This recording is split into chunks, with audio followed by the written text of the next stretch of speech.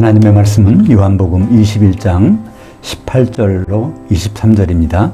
내가 진실로 진실로 내게 이르노니 네가 젊어서는 스스로 졸라매고 원하는 곳으로 다녔거니와 늙어서는 네 양손을 내밀리니 남이 너를 졸라매고 네가 원하지 않는 곳으로 데려가리라. 이것을 말씀하시면 베드로가 어떠한 죽음으로 그 하나님께 영광을 돌릴 것을 가리키심이로라. 이것을 말씀하시고 베드로에게 이르시되 너는 내게로 따르라 하시니 베드로가 돌이켜 예수께서 사랑하시던 그 제자가 항상 따르고 있는 것을 고려하였으니 이는 그 만찬석에서 예수의 품에 의지하여 주님 당신을 팔아넘길 자가 누구오니까 묻던 자더라. 이에 베드로가 그를 보면서 예수께 여짜오되 주님 이 사람은 어떻게 되겠사옵나이까? 예수께서 이르시되 내가 올 때까지 그를 머물게 하고자 할지라도 내게 무슨 상관이냐? 너는 내게로 따르라 하시더라. 이 말씀이 그 형제들에게 나가서 그 제자는 죽지 아니하겠다 하였으나 예수의 말씀은 그가 죽지 않겠다 하신 것이 아니라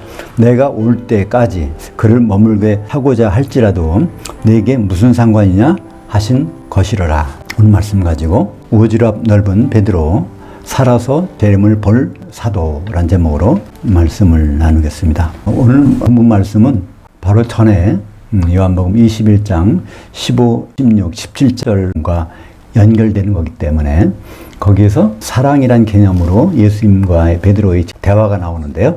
헬라어에는 사랑이란 단어가 4종류가 있습니다. 영어만 해도 그냥 love라는 거 하나밖에 없죠. 신약 성경을 기록한 헬라어는 사랑의 종류가 4가지가 나옵니다. 첫 번째로 하나님만이 하시는 사랑, 아가페라는 것이 있습니다. 그래서 이 아가페는 로마서 5장 5절에 보면 성령으로 말미암는 부어주시는 사랑이라고 그래서 성령이 아니고서는 아가페 사랑을 우리가 맛볼 수가 없는 것입니다. 두 번째는 친구 간의 사랑을 필리아라고 합니다. 세 번째는 혈연 간의 사랑을 스토르게, 그리고 남녀 간의 사랑을 에로스라고 하는데요. 좋다 나쁘다를 떠나서 이것들이 다 특징이 있습니다. 특별히 친구 간의 사랑, 필리아라고 하는 것은 동사로는 필레오라고 하죠. 성경에서 친구라는 개념은 우리가 생각하는 것보다 더 구체적입니다.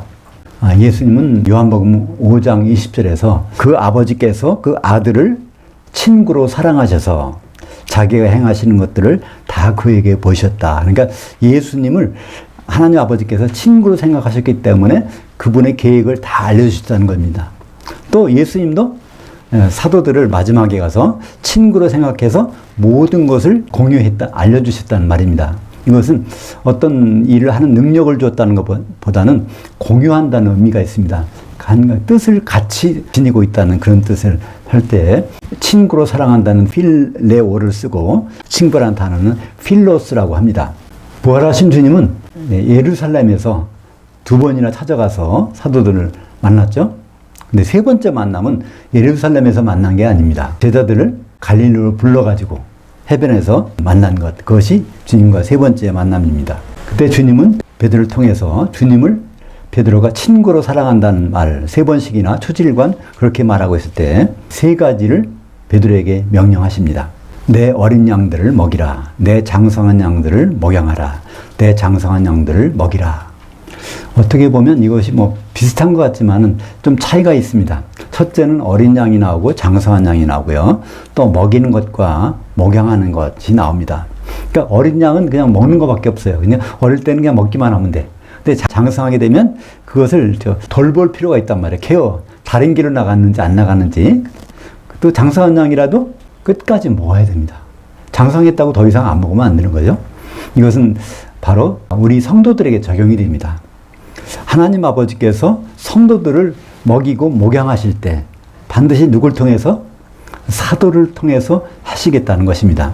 그러니까 우리가 그분의 뜻을 알고 그분의 장성한 분량에 이르기 위해서는 반드시 사도를 통해서 먹고 목양을 받고 또 장성한 상태에 이를지라도 하루 이틀 안 먹으면 다시 어떻게 돼요? 새끼염소로 바뀔 수가 있다는 것입니다. 그래서 예수님이 오셔서 우리를 심판하실 때 마태복음 25장 31절부터 46절까지 양과 염소의 비유가 나오지 않습니까? 그때는 장성한 양인지 새끼염소인지 두 분밖에 없어요. 거기는 어린 양은 없습니다. 이미 시간이 지났으니까.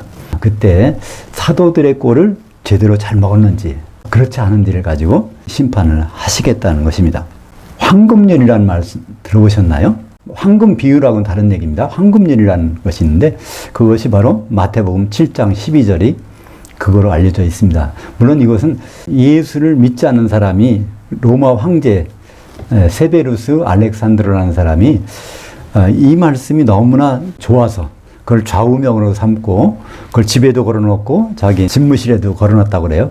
근데 이 글씨를 황금으로 거기다 해서 분했다고 그래서 황금률이 됐습니다. 그게 바로 마태복음 7장 12절인데요. 그러므로 무엇이든지 남에게 대접을 받고자 하는 대로 너희도 남을 대접하라. 이것이 율법이요 선지자니라. 요전에 뭐가 나왔을까요? 하나님 아버지께 구하는 것이 나오죠. 그러니까 하나님 아버지께 제대로 구해서 제대로 받으려면 어떤 자세가 필요할까요? 하나님 아버지를 잘 그분이 뭘 원하는지를 잘 대접하면 그 나머지는 다 그분이 알아서 해주신다는 개념에서 이 말씀을 주셨습니다. 그럼 이 말씀은 우리가 예수님께도 적용할 수 있습니다. 우리가 예수님으로부터 어떤 걸 받기로 원한다면 예수님을 잘 대우하면 예수님께서 우리에게 필요한 것들을 주시지 않겠습니까? 그럼 우리가 예수님을 어떻게 대접할 수 있을까요? 예수님이 여기 안 계신데, 셋째 하늘에 계신데. 근데 놀랍게도 성경은 예수님을 대접하는 방법을 예수님께서 직접 말씀해 주신 것이 있죠.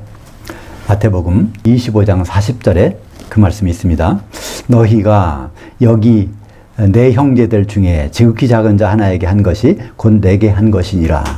그러니까 심판 자리에서 이렇게 말씀하시겠다는 거예요.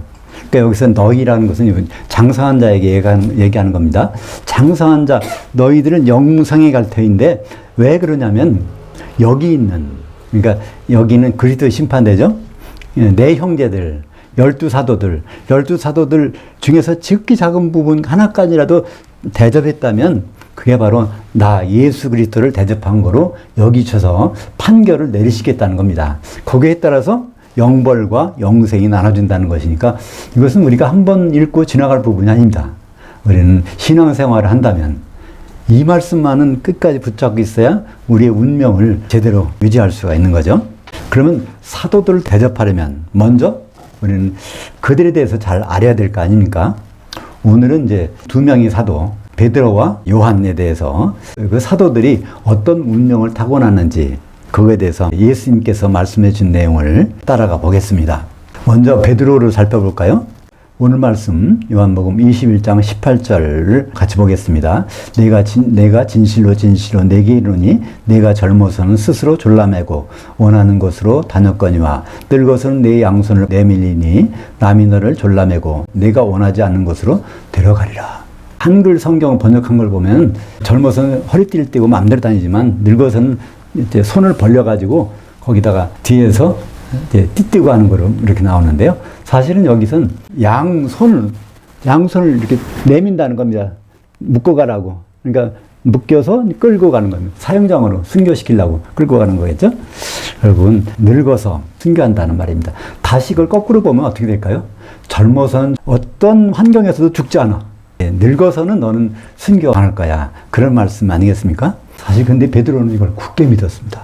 얼마나 그거를 굳게 믿었던지 사도행전 12장에 보면 이런 말씀이 나옵니다. 예수님이 AD 30년에 승천하셨는데 그러고 나서 14년 정도가 흐릅니다. 14년 정도 흘러서 그때 6월절 날 갑자기 헤로드 왕이 야고보 빼가지고 죽여버리는 거예요. 그러면서 이제 베드로도 죽이려고 감옥에다 집어넣어놨습니다. 그때 내용을 사도행전 12장 6절 7절을 같이 볼까요?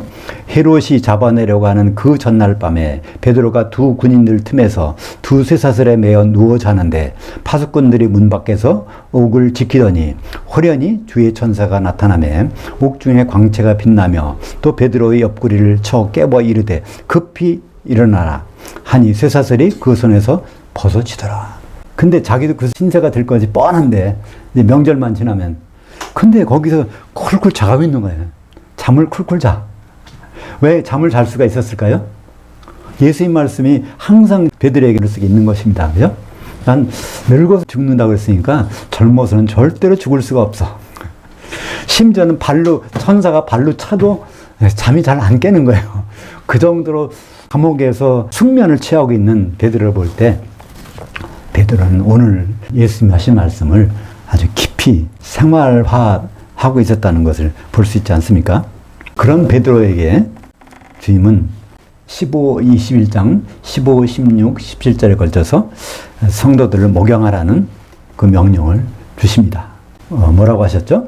나를 따르라. 근데 이 나를 따르라는 것은 번역이 좀 제대로 안 됐습니다. 나를 직접 목적어로 이렇게 따르라고 이렇게 번역했어요. 그러니까 예수님을 따르기만 하면 돼. 예수님 무슨 생각을 갖든 관계없어. 그냥 무조건 예수님만 따르면 돼. 이렇게 번역을 해놨어요. 근데 성경 원전에는 나에게로, 간접 목적어입니다. 나에게로. 그러니까 나의 뜻을, 나를 향하여 예수님께서 어떻게 하시는지 끝까지 그걸 따르라는 그런 의미로 나를 따르라가 아니라 나에게로, 나를 향해서 따르라. 이렇게 그걸 현재형 명령으로 말씀하고 있는 것입니다. 그리고 이 따르라는 것은 지금 현재 따르라는 것이 아닙니다. 예수님 곧 승천하세요. 그죠? 이 말씀하시고. 그런데 어떻게 예수님을 따를까요? 주님은 셋째 하늘에 갔었죠. 사도들은, 베드로는 그 지상에서 그를 향하여 따르라는 것입니다. 그분의 뜻을 끝까지 추종하라는 것이죠. 예수님이 다시 오실 때까지 결국 그는 기초석으로서 예수님을 따르고 또는 혼인의 중매쟁이로서 주님의 뜻을 향하여 끝까지 따르라는 것입니다. 현재형 명령이니까 한 번 따르고 중간에 그만두라는 얘기가 아니죠. 왜 그런 말씀을 하셨을까요? 현재형으로 명령하셨을까요? 베드로는 중간중간에 따르다 말다 하는 적이 좀 있었습니다. 그러니까 가끔씩 따르는 거예요. 근데 베드로가 그 말씀을 듣고 보니까 갑자기 생각나는 자기 동생 사도가 있는 거예요. 친동생 아니지만 그게 바로 누구죠? 요한입니다. 참 기가 막힌 게 오늘 말씀 요한복음 21장 20절 한번 볼까요? 베드로가 돌이켜 예수께서 사랑하시던 그 제자가 따르고 있는 것을 고려하였으니 그것을 깊이 생각해 봤다는 거예요. 주님이 나보고 날 끝까지 나를 향해서 따르라 그러는데 갑자기 생각하기를 요한은 끝까지 주님을 따르고 있었지? 그게 생각이 난 겁니다. 사실 베드로는 중간중간에 몇 번 새길로 가기도 했지만 나중에 겟세마네 동산에서 예수님이 기도하실 때 그 특별히 세 명이 들어가지 않습니까? 베드로, 야고보, 요한 거기까지도 따랐어요. 근데 베드로는 거기서 졸랐던 모양이야. 잔 것 같아. 그러니까 마가복음이나 마태복음 보면은 주님이 왜 깨어있지 못하고 자느냐 그런 말씀 하는 게 나오지 않습니까? 근데 거기서 끝까지 안 자고 주님 하시는 기도 내용을 다 기억했다가 기록한 사람이 있습니다. 요한복음 17장은 예수님이 겟세마네에서 기도하신 그 내용들을 한자도 빠지지 않고 기록한 그게 바로 요한이죠. 요한은 예수님을 항상 따랐다는 겁니다. 예수님이 잡히러 때 베드로는 거기서 대제사장의 마당에서 여종이 말하는 걸 부인했어요. 그죠? 그 자리에서 예수님이 3번씩이나 부인하고 저주까지 했단 말이에요. 그랬는데 끝까지 주님을 십자가 지시는 데까지 따라가서 거기서 있던 제자가 있습니다. 그게 바로 요한입니다. 그죠? 그 요한복음 19장 26절에 보면 그러잖아요. 마리아한테 부탁하잖아요. 마리아를 보고 요한한테 당신의 아들이니까 당신 지켜줄 사람입니다. 그러면서 그 요한한테 부탁하는 장면이 나옵니다. 거기까지 한 번도 다른 길로 가지 않고 계속 따랐어요. 그죠? 그러니까 여기서 20절을 다시 보면 요한복음 21장 20절 보면 그 제자가 따르고 있는 것을 고려했다. 그러니까 깊이 생각했다는 얘기입니다. 한 번도 곁길로 나가지 않고 사도 요한이 따르고 있던 것이 생각이 나서 그래서 베드로가 21절에 보면 그를 보면서 예수께 여짜오되 주님 이 사람은 주님을 한 번도 곁길로 가지 않고 계속해서 따르고 있는 이 사람은 어떻게 되겠사옵나이까? 이렇게 물어봅니다. 이걸 다른 말로 하면 오늘 제목처럼 오지랖이 넓은 베드로.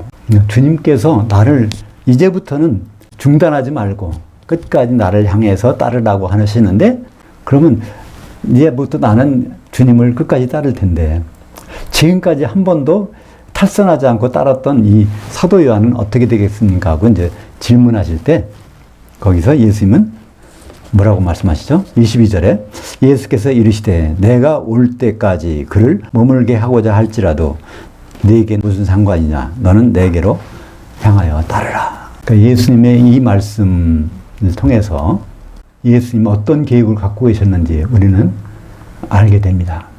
요한계시록 보면은 이것들이 생각이 나요. 요한계시록 보면은 사도 요한이 이끌려서 시간적으로 공간적으로 이동하잖아요. 그때 10장에 보면 주님께서 거기 강림하시는 것을 사도 요한이 죽지 않았는데 그때 살았잖아요. 그때까지는 죽기 전이니까 그거를 보고 있잖아요. 또 14장 14절에도 거기에 구름에 앉아 있는 주님이 재림에서 심판하신 장면을 거기서 성경에서는 내가 보매 그러니까 사도 요한이 봤다는 거예요. 예수님은 이미 승천하셨고 시간이 오래 흘러서 그러니까 AD 한 90년에서 96년 사이에 그 사도 요한이 나는 예수님이 이 말씀하는 것을 도저히 이해를 못했는데 사도 요한이 그럴 거 아니에요? 이 자리에서 이런 말씀하시는데 이게 무슨 의미일까? 몰랐는데 이것을 깨닫게 된 시점이 바로 반모섬에 가서 유배되어 있는데 몸은 반모섬에 있는데 어느 날 갑자기 그 몸에서 영혼이 빠져나가서 공중에 가고 7개의 한가운데 인자가 심판하신 장면이 있고 또 10장에서는 그분이 구름 타고 오셔서 재림하신 장면이 있고 14장에도 그 낫을 가지고 심판하신 그 모습이 바로 예수님이 베드로가 질문했을 때 했던 말씀이구나. 그것을 요한이 깨닫고 얼마나 놀랐겠어요. 아마 굉장히 놀랐을 것 같아요. 그죠? 요한계시록 10장 1절 한번 볼까요? 내가 또 보니 힘센 다른 천사, 바로 주님이시죠? 구름을 입고 하늘에서 내려오는데 그 머리 위에 무지개가 있고 그 얼굴은 해 같고 그 발은 불기둥 같으며 또 14장 14절을 보겠습니다. 또 내가 보니 사도 요한이 보니 흰 구름이 있고 구름 위에 인자와 같은 이가 앉으셨는데 그 머리에는 금면류관이 있고 그 손에는 예리한 낫을 가졌더라. 그러니까 요한의 눈으로 보던 구름은 주님을 옹유하는 천사들입니다. 사실 예수님은 제자들에게 이 말씀을 먼저 하신 적이 있어요. 요한복음 1장 51절에 보면 나다나엘과의 그 대화하는 가운데 하늘이 열리고 인자 위에 천사가 오르락내리락 하는 것을 너희가 보리라. 그 장면이 바로 그리스도의 심판대 아닙니까? 예수님은 오실 때, 다시 오실 때 모든 천사와 함께 오시는데 거기에서 너희들이 그 장면을 본다는 거예요. 고린도 후서 5장 10절에 보면 우리가 다, 사도들이 다 그리스도 심판대에서 주님께서 선악간에 심판하실 때, 각각을 심판하실 때 우리 사도들이 다 그 자리에 있으리라. 그러니까 예수님이 재림하셔서 심판한 자리에 사도들이 그 현장에 다 있다는 것을 우리에게 말씀해 주고 있습니다. 그래서 우리는 거기까지는 아는데 사도들도 죽었다가 부활해서 그 현장에 있을 테니까 그건 아는데 여기서는 예수님이 사도 요한만큼은 죽기 전에 재림 현장을, 심판 현장을 볼 거라는 거예요. 우리는 이미 성경을 보았으니까 이것을 봐도 별로 그건 뭐 당연한 거 아닌가 이렇게 생각할 수 있는데 사실은 너무 놀라운 말씀 아니겠습니까? 그러면서 사도 요한은 요한계시록 1장 7절에 이렇게 기록합니다.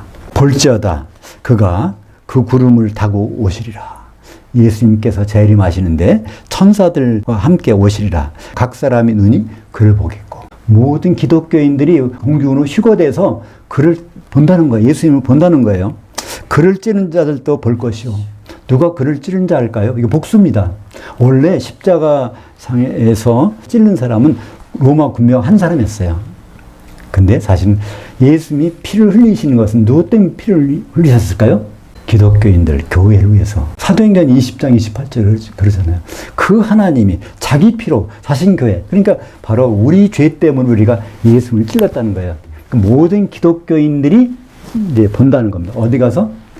주님이 재림하신 현장에서 휴거되어 올라가서 거기서 본다는 거야. 근데 대부분은 어떻습니까? 그 땅의 모든 지파가 이스라엘 12지파 모든 기독교인들이 그런 말미암아 애국하리니 그러하리라. 대부분 새끼 염소기 때문에 이제 영벌 받게 되니까 거기서 애국을 하게 된다는 것입니다. 그러니까 사도 요한이 요한계시록 1장 7절에서 이걸 기록한 것은 앞으로 벌어질 일을 분명히 일으키니까 정신 차리고 그 길을 피하도록 하라는 의미에서 요한계시록을 기록하지 않았겠습니까? 결국은 요한계시록은 쭉 읽고 나면 그런 생각이 들어요. 다른 분들은 모르겠어요. 저는 그런 생각을 가졌어요. 아, 이기는 자가 되면 모든 것이 오케이구나. 이기는 자, 요한계시록 2장 26절에 끝까지 예수님의 일들을 지켜보는 자, 혼인만찬까지 지켜보려면 당연히 기름 준비를 가지고 있어야 돼요. 그러면 주님과 더불어서 만국을 통치하고 성전의 기둥이 되고 새 예루살렘이 성벽이 되고 어린 양의 신부가 돼서 분명, 그러니까 요한계시록은 뭐 두렵고 떨리는 책이 아니라 거길 보면 그 어린 양의 신부 자리에 가면 얼마나 놀라운지 몰라요. 근데 그 길로 가는 길은 이기는 자가 되는 거라고 요한계시록에서 말씀하고 있죠. 우리는 모든 기독교인들은 잘 믿었거나 못 믿었거나 관계없이 장성한 양이로 됐거나 새끼 염소로 됐거나 관계없이 다 주님을 공중에서 만납니다. 요한계시록 10장 7절 보면 일곱째 천사가 나팔을 불 때, 마지막 나팔이죠. 그 하나님이 그의 종 선지자들, 그러니까 사도들을 통하여 전하신 복음대로 그 하나님의 그 비밀이 이루어지리라 하더라. 에베소서 5장 31절과 32절에 나오는 교회와 그리스도의 혼인이 사도들이 전한 복음과 똑같은 방법대로 이루어지는 현장이 바로 우리가 그 자리에 있을 것입니다. 그날 영벌을 받아서 애국하지 않고 반드시 영생을 받아서 혼인만찬에서 할렐루야를 찬송하는 저와 여러분 되시기를 축복합니다. 기도하겠습니다. 하나님 아버지, 주님은 결국 다시 오실 텐데 또 우리는 반드시 주님을 만날 텐데 우리가 어떤 모습으로 주님을 만날지 날마다 사도들의 꼴을 먹고 주님을 맞을 준비를 잘하는 성도들이 될 수 있도록 인도하여 주시옵소서. 예수님 이름으로 기도합니다. 아멘.